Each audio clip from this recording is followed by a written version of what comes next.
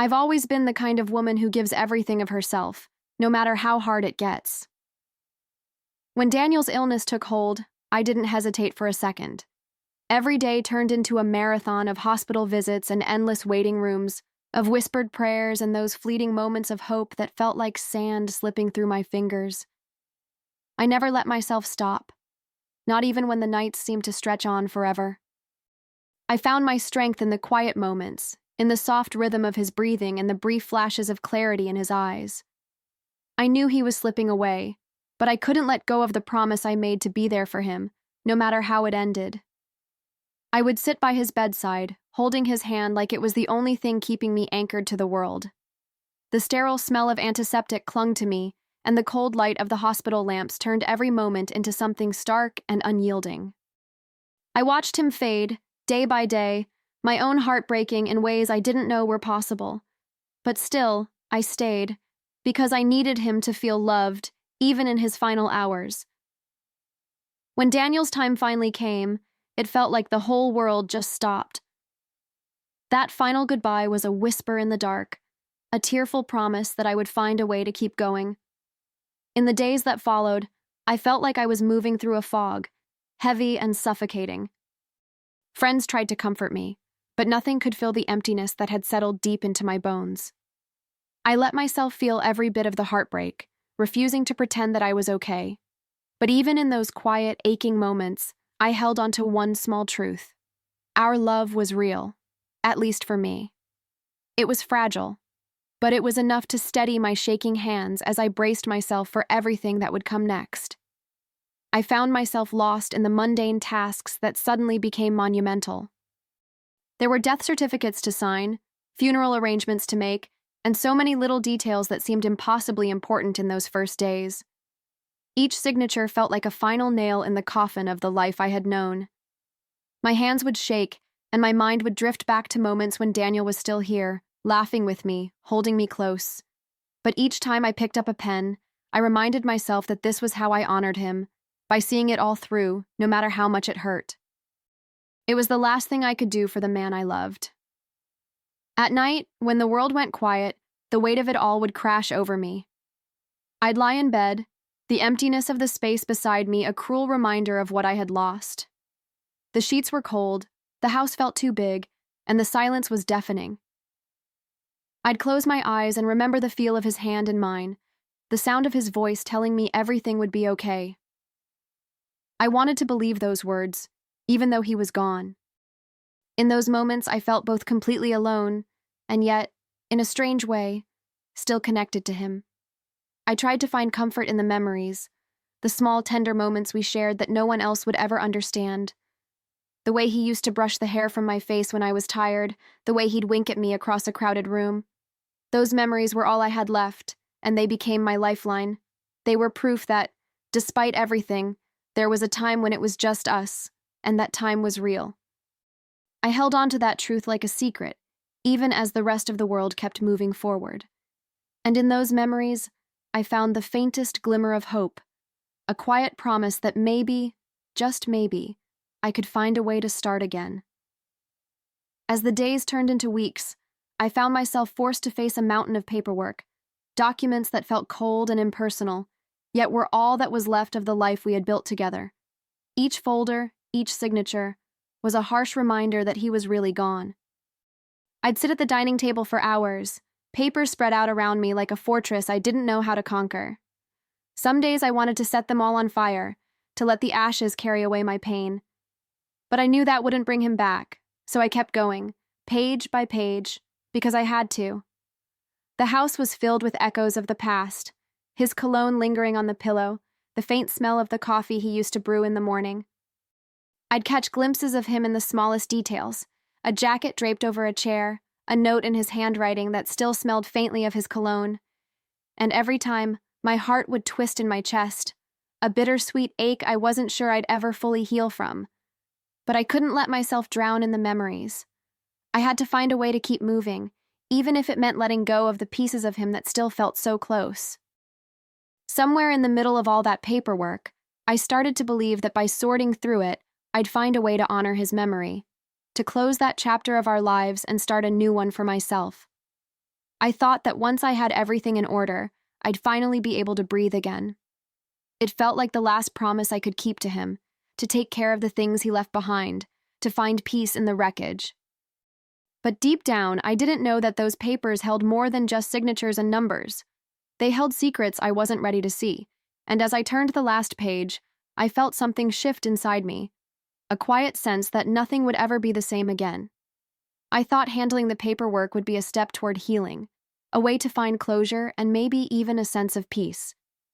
Each morning, I'd pour myself a cup of coffee and sit at the kitchen table, determined to get through it all. The stacks of medical bills, life insurance forms, and property deeds felt endless, but I told myself that every page was another piece of the puzzle I needed to solve. It was exhausting work, a different kind of exhaustion than caring for Daniel, but no less heavy on my heart.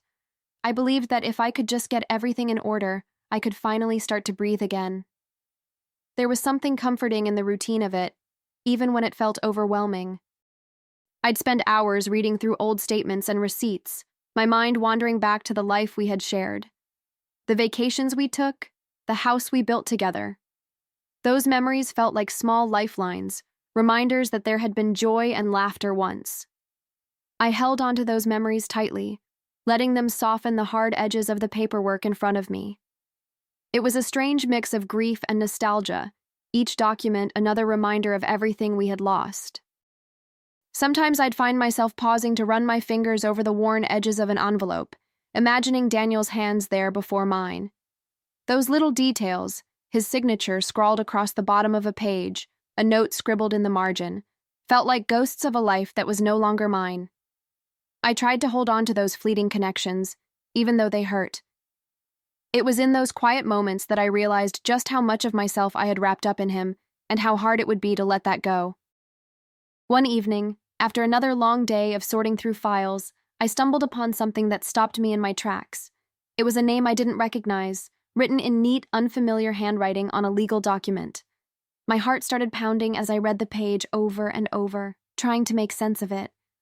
I told myself it had to be a mistake, a name I didn't remember, someone I'd never heard of. But the more I read, the clearer it became. This was no stranger. This was someone who didn't belong in the story I thought I knew. I sat there in the dim light of the kitchen, the paper trembling in my hands. I could feel the air leave the room, replaced by a suffocating sense of betrayal I couldn't ignore. It was like the ground shifted beneath me, and for a moment I couldn't tell which way was up. My thoughts spiraled. Who was this woman, and why was her name attached to things that were supposed to be ours? I felt the sting of tears at the corners of my eyes, but I forced them back. I needed to stay clear-headed to figure out what this meant. Every instinct in me wanted to believe there was an explanation, some innocent reason for her name to be there. But deep down, a part of me already knew the truth. I could feel it like a stone in my chest, heavy and impossible to ignore. The name was attached to assets I thought belonged to us both, the house we had built, the life we had shared. I sat there, numb, as the realization began to settle in. And in that silence, I understood that everything I thought I knew about my marriage was about to unravel. I kept reading, even though every word felt like a blade. My mind raced with questions I couldn't answer, but I knew I had to keep going. The details were there in black and white, dates, signatures, property deeds with that woman's name on them. My stomach twisted with each line, but I forced myself to see it through. There was no going back to not knowing, no way to pretend this wasn't real. I took a deep breath and kept reading, because I needed to know how deep the betrayal went. The next morning, I woke up with the documents still spread across the kitchen table. I stared at them in the cold light of day, trying to find some piece of hope in the mess. But the truth was there, clear and undeniable, no matter how much I wanted to look away. I felt like a stranger in my own life, like the woman I used to be had been stripped away in the span of a single night. My heart was heavy, but I knew I couldn't let myself get lost in the pain. I needed to understand why this had happened, even if it broke me in the process. I told myself that managing these affairs would help me find closure, but now it felt like opening a wound that wouldn't stop bleeding. The house we built, the life we created, all of it was tangled up in these documents, and in the name of a woman I didn't know. I realized that the truth wouldn't bring peace. It would only bring more questions, more hurt. But I couldn't turn away, not now. I had to keep going, to see this through to the end. And in that quiet moment, I felt something shift inside me. A determination to uncover everything he had tried to keep hidden.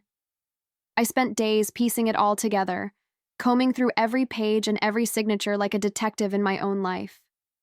The more I read, the more the truth came into focus. A truth that felt like it had been waiting in the shadows all along. Daniel hadn't just hidden things from me, he'd built an entire world with someone else. I felt like I was living in a stranger's home, surrounded by lies I never saw coming. My hands would tremble as I flipped through the papers, but I couldn't stop. I had to know it all, no matter how much it hurt. I discovered that Daniel had transferred everything we owned into another woman's name, Emily. The house, the car, the savings, all of it was hers now, like I had never existed. At first, I wanted to believe it was a mistake or some kind of misunderstanding. But the evidence was there, line after line, signature after signature, and it was impossible to deny. The betrayal cut deeper than anything I'd ever known. I had given everything to him, and he had given everything we built to someone else. I felt like my entire marriage was crumbling in front of me, every memory suddenly tainted by this revelation. The woman's name echoed in my mind, a constant reminder that I was nothing more than a chapter he had closed before he died. I tried to remember the man I thought I knew, the one who held me through long nights, the one who promised me forever. But now, all I could see was the man who lied to me until the very end. And in that cold light, I realized I didn't even know who he really was. Every time I closed my eyes, I saw her name in my mind, like a stain I couldn't scrub away.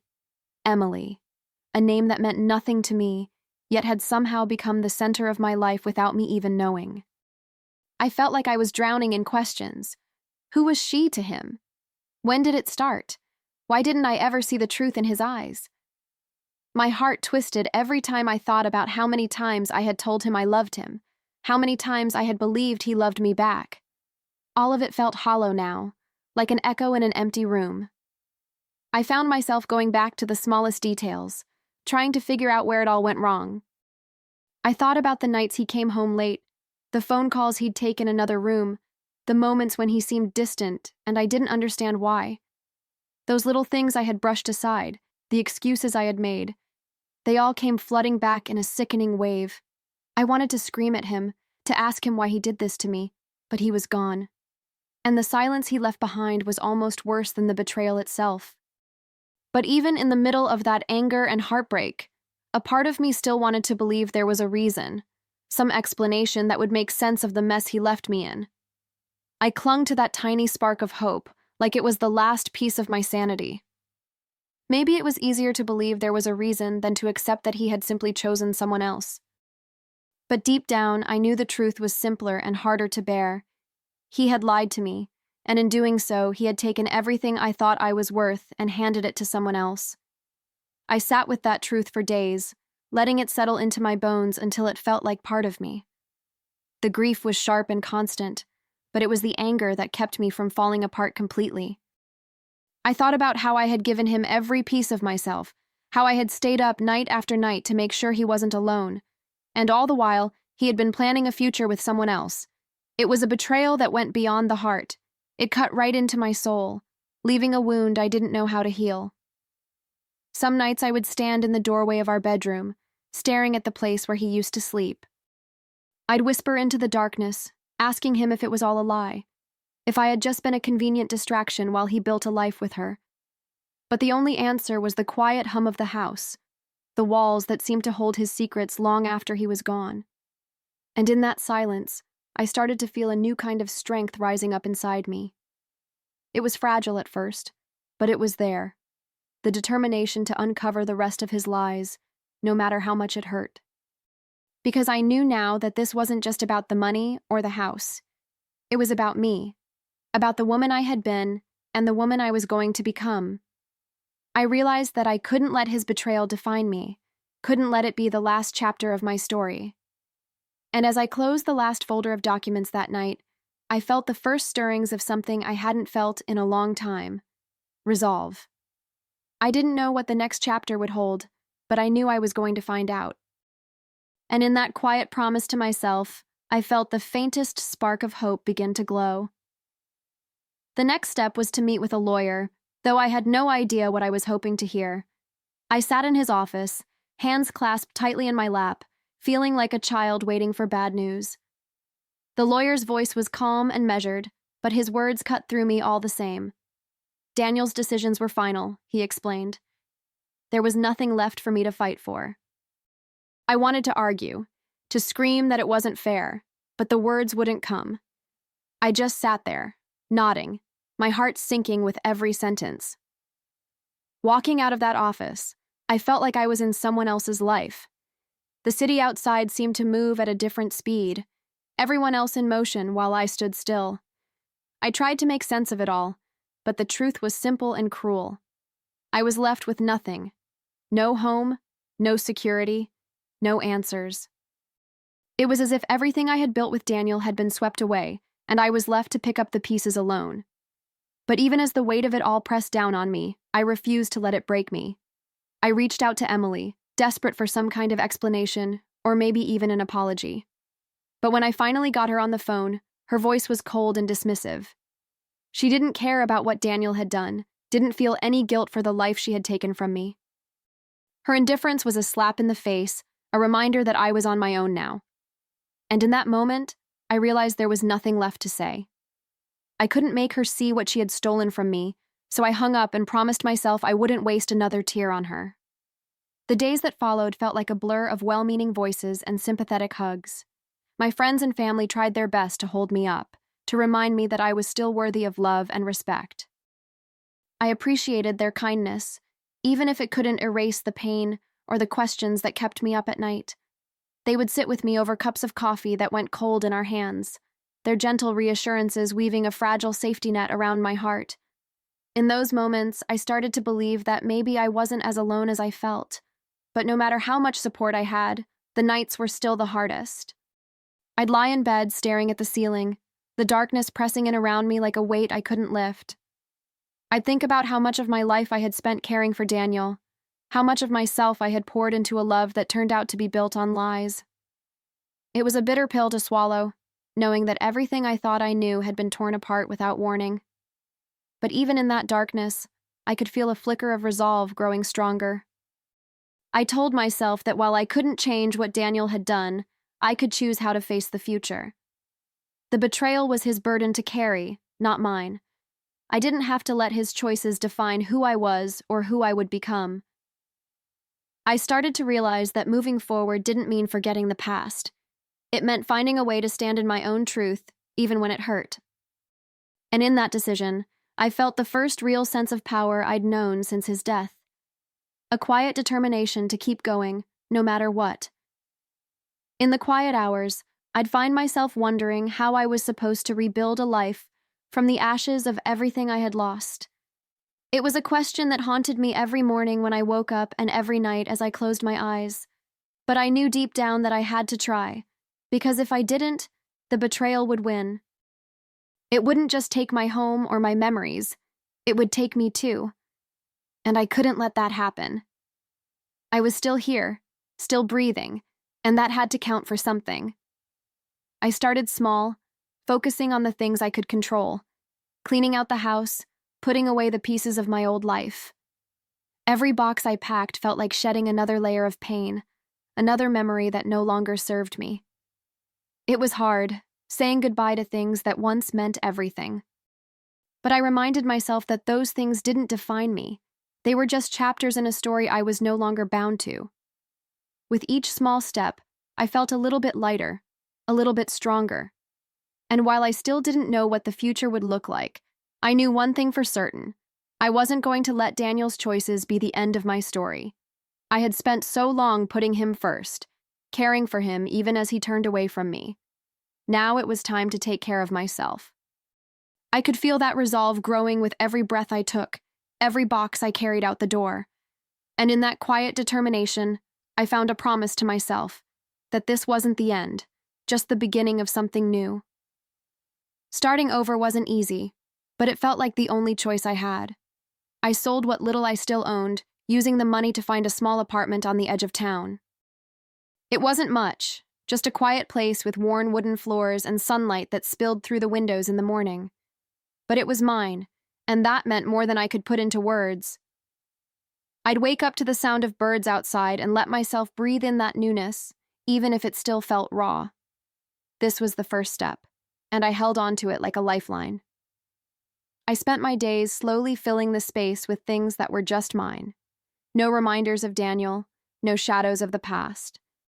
A second-hand armchair I found at a thrift store, a chipped mug that felt perfect in my hands, little touches that made the space feel like home. I learned to find comfort in the smallest things, the smell of fresh coffee in the morning, the way the sun warmed my face through the window. It was a far cry from the life I thought I'd have, but it was real, and it was enough. At night, I'd curl up with a blanket and let myself feel whatever I needed to feel.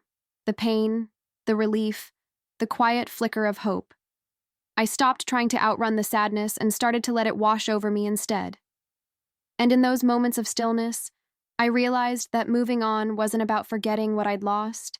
It was about giving myself permission to start again. Each breath felt like a small victory, each sunrise a promise that I was still here, still standing. I joined a support group for women who had been betrayed, hoping to find some kind of understanding in the stories of others.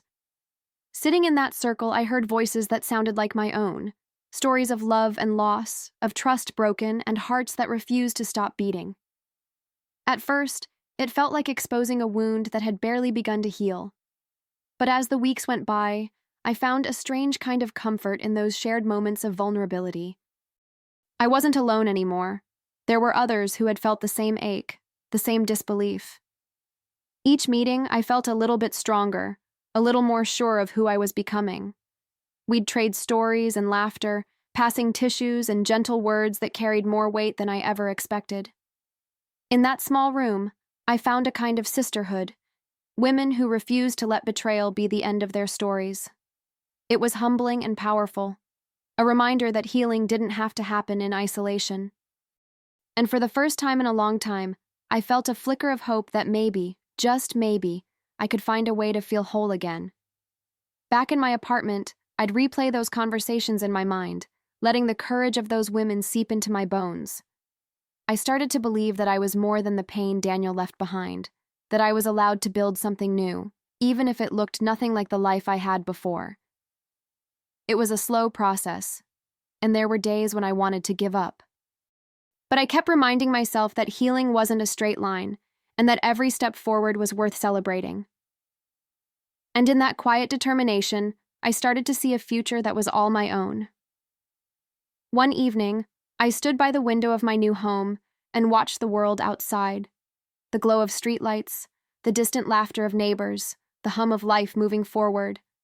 I felt a small smile tug at the corners of my lips, a quiet acknowledgement of how far I had come. I thought about the woman I used to be, the woman who lost everything, and I realized she was still here, stronger and wiser. The pain hadn't disappeared, but it had softened into something I could carry without letting it weigh me down. In that moment, I made a silent promise to myself. I would no longer let his betrayal define the boundaries of my life. I would find new joys, new dreams, even if they started small. It was a promise to honor the woman who had given so much love, even when it wasn't returned, to build a life that belonged entirely to me. I could almost feel the echo of Daniel's presence fade in that promise, leaving behind nothing but the strength I had found in myself. And in that quiet resolve, I felt the first breath of true freedom. As I stood there, feeling the warmth of the evening air and the steady beat of my own heart, I knew that this was just the beginning. I wasn't who I used to be, but I was still here, and I was still whole. The world stretched out in front of me, open and uncertain, and for the first time in a long time, that didn't scare me. I took a deep breath, letting it fill my lungs and settle the last of the ache in my chest. And in that breath, I found the courage to take the next step, knowing that whatever came next, I would face it on my own terms.